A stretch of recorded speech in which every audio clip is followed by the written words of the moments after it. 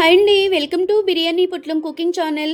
ఈరోజైతే కొత్త రెసిపీతో మీ ముందుకు వచ్చేసాను. కందకాయ కాజు గ్రేవీ ఎలా తయారు చేయాలో ఫ్రెండ్స్ చూసేసేయండి. ఈరోజైతే 250 గ్రామ్స్ కందకాయలతో కాజు గ్రేవీ చక్కగా చేద్దాం అనుకొని ఇంట్లో అయితే చేసేస్తున్నాను. 250 గ్రామ్స్ కందకాయ తీసుకొని ఇలా నీట్గా కడిగి పెట్టేసుకున్నాను.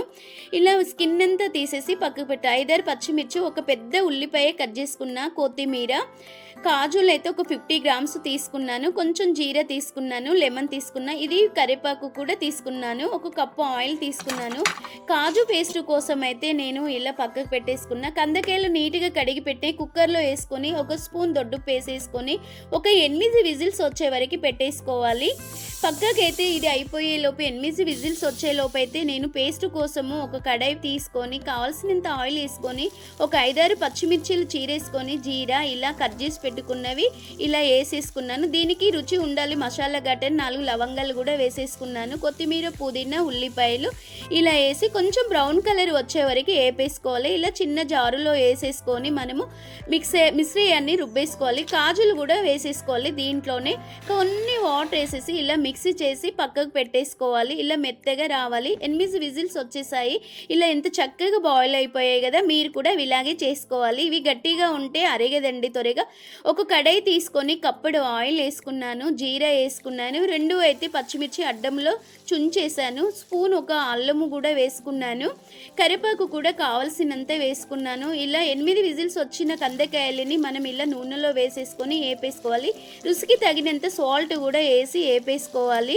ఇలా దోరగా వచ్చేలా పసుపు కూడా 1 స్పూన్ వేసేసుకున్నాను. ఇలా ఉప్పు, పసుపు వేసేసి కొంచెం గోల్డెన్ కలర్ వచ్చే వరకు వేపేసుకోవాలి. ఇప్పుడు దగ్గరికి అయిపోయేది కదా, మనం మిశ్రయాన్ని ఇలా వేసుకోవాలి. కాజు మిశ్రయం అయితే మనము ఇలాగే వేపేసుకొని దగ్గరికి వచ్చేటట్టు గోల్డెన్ కలర్ వచ్చేది అండ్ గ్రీన్గా ఎంత చక్కగా కనిపిస్తుంది కదా. 1 స్పూన్ మిర్చి పౌడర్ కూడా వేసుకున్నాను. 1 స్పూన్ మిర్చి తక్కువ అవుతుంది అనుకుంటే మీరు కొంచెం ఎక్కువ వేసుకోవచ్చు, ఎందుకంటే పచ్చిమిర్చి కూడా గ్రైండర్ చేసి పెట్టుకున్నాము పేస్టులోనే.